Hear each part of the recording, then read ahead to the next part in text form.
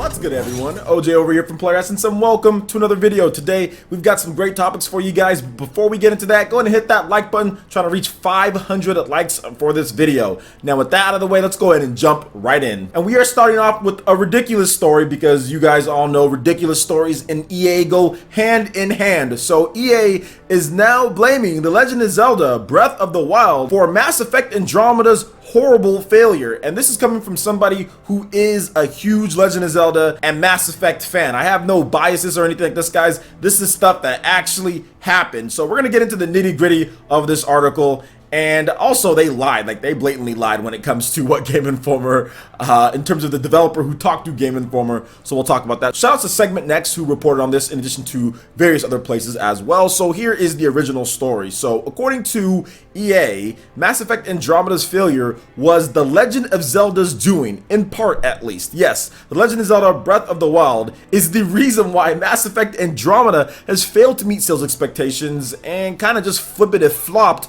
all over the place. Now, this is funny because Mass Effect Andromeda was highly criticized by the media and everything even before it launched, but also when it came out. I'm not sure how much Legend of Zelda Breath of the Wild has to do with it, but let's talk about this some more. So one of the developers who worked on Mass Effect Andromeda, Mark Dara, I'm not really sure how you say it. I was saying Daria, like Daria Morgendorffer from Daria, the show. So Morgendorffer recently spoke with Game Informer in the popular 123 Rapid Fire Question Series episode on Anthem, their big new IP that's coming out. Now, during the video, Mass Effect Andromeda came up when the host asked, like, Mass Effect Andromeda, did it get a fair shot? And to the question, Dara replied by blaming 5 other RPG games, which you'll find out that aren't really RPGs, but blamed 5 other RPG games in the same window as Mass Effect Andromeda. Now, of course, he mentioned The Legend of Zelda Breath of the Wild. Here is his quote. I think it came out in a really busy window in March. Perhaps the busiest window in the history of the gaming industry,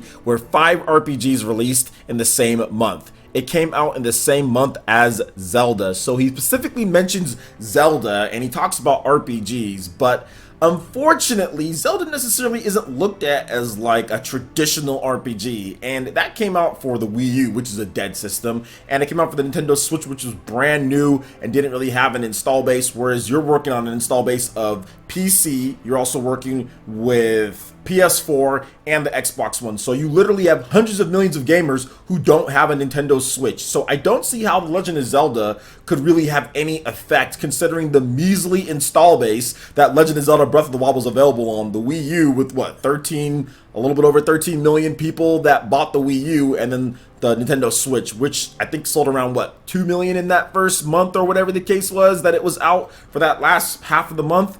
I mean, I don't think so. I do not think so. On top of that, he kind of lied when it comes to it, because there were no major RPGs released in March 2017, and Legend of Zelda Breath of the Wild really isn't an RPG, so what other major games is he talking about? I mean, I'm looking through the list here. You have Nier, okay, I guess. You also have Ghost Recon Wildlands, but okay, I guess. I think maybe he was trying to group in Horizon Zero Dawn in there, but that came out in February. That didn't come out in March. So, yeah, really, there wasn't 5 major RPGs that came out at the same time as Mass Effect Andromeda. He's kind of just reaching for the moon here when it comes to it. So I find this is ridiculous. Obviously, you guys can clearly tell that this is classic EA when it comes to it, but he did give a little bit of an update, so we do have to update this. He did say that he admits that Mass Effect Andromeda is a flawed game, but he does feel that the reviewers were a bit harsh on the game, because obviously he worked on it, so he's gonna be like, oh, you guys were a little bit harsh, blah blah blah. But I don't think people were harsh, really. I think the game just wasn't very good, and like I said, this is coming from somebody who's a big Mass Effect fan. I have Mass Effect Andromeda. It's not very good.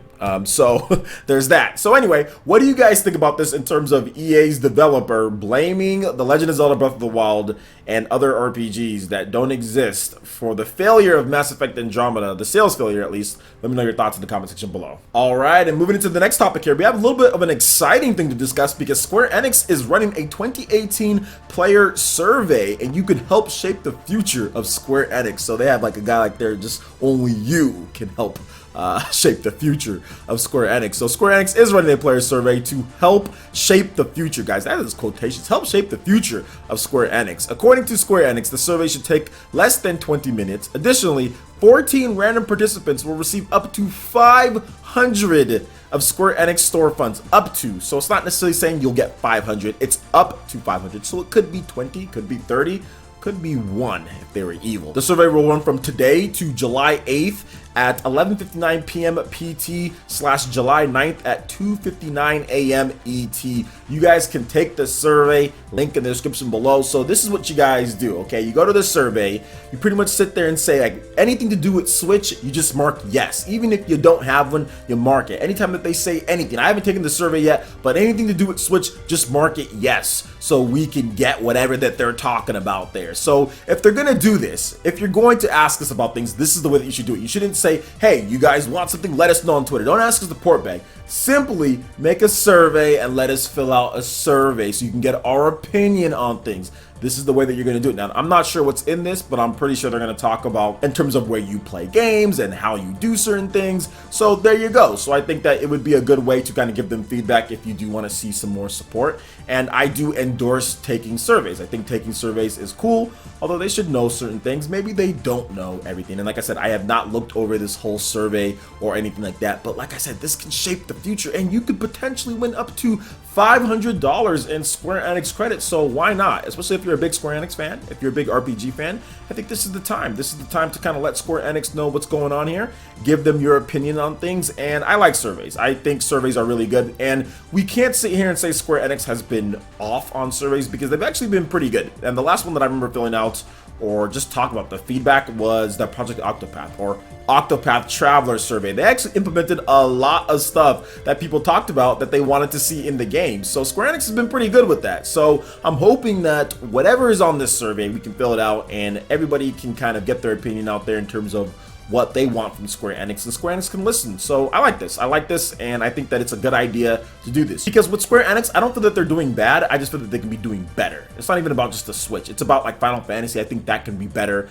I think they can bring back some of the older franchises. I think there's a lot of stuff that they can do to make Square Enix better. But like I said, they're doing okay. They're not bad at all. They just need to do a little bit more when it comes to certain things. So what do you guys think about this survey? Are you guys planning on filling it out? Are you going to win that up to $500 in Square Enix store bucks? That sounds good. Let me know your thoughts in the comment section below. Alright, and moving into the final topic here, Shuntaro Furukawa officially has replaced Tatsumi Kimishima as Nintendo's next president, and we've got comments from both of them. So a few months ago, Tatsumi Kimishima did announce that yes, he will be stepping down as president of Nintendo, and they will be anointing a brand new president, and that is Furukawa-san. And during the company's 70th annual general meeting of shareholders today, Furukawa was officially named Nintendo's new president, and we have the following comments from each of them. So starting off with Tatsumi Kimishima, the outgoing president, quote, "I was appointed president due to the sudden passing of our former president, but due to the support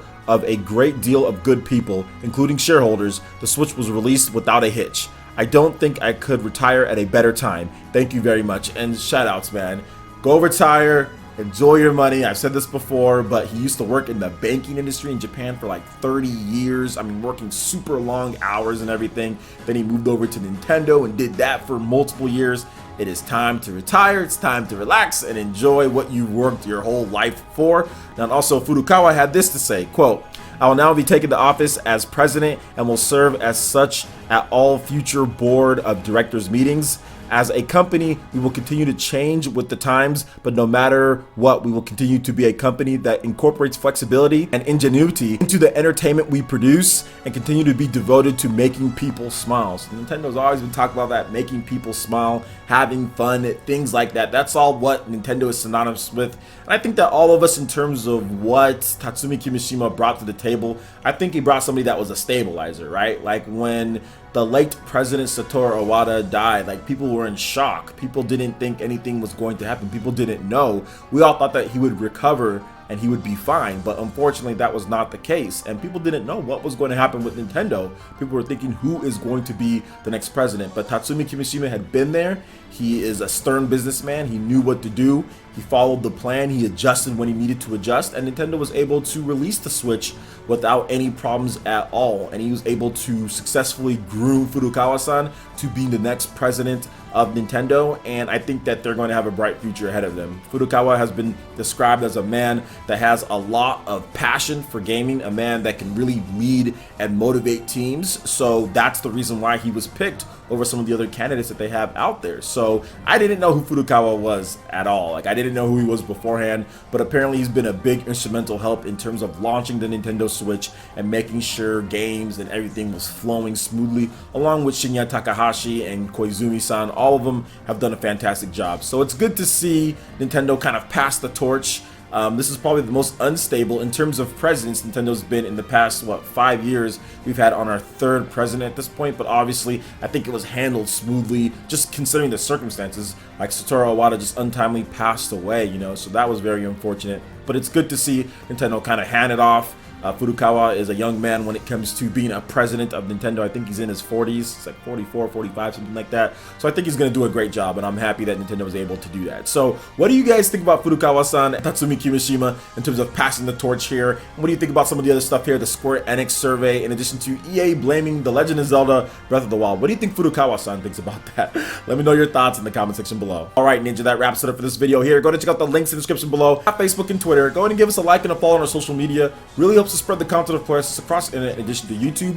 Also, make sure you check out our Patreon, Twitch, and YouTube live gaming pages and consider supporting Player Essence. When you do so, it gets you access to all sorts of cool benefits, perks, rewards, and emotes via YouTube sponsorship. So check out the link in the description below and consider supporting Player Essence right here on YouTube. Hit that like button if you did like this video. Let me know you guys want more content like this going forward in the future. And subscribe to Player Essence for this RPG, Japanese, and Nintendo gaming news. Thank you so much for watching, and we'll catch you Ninja for the next video. Peace!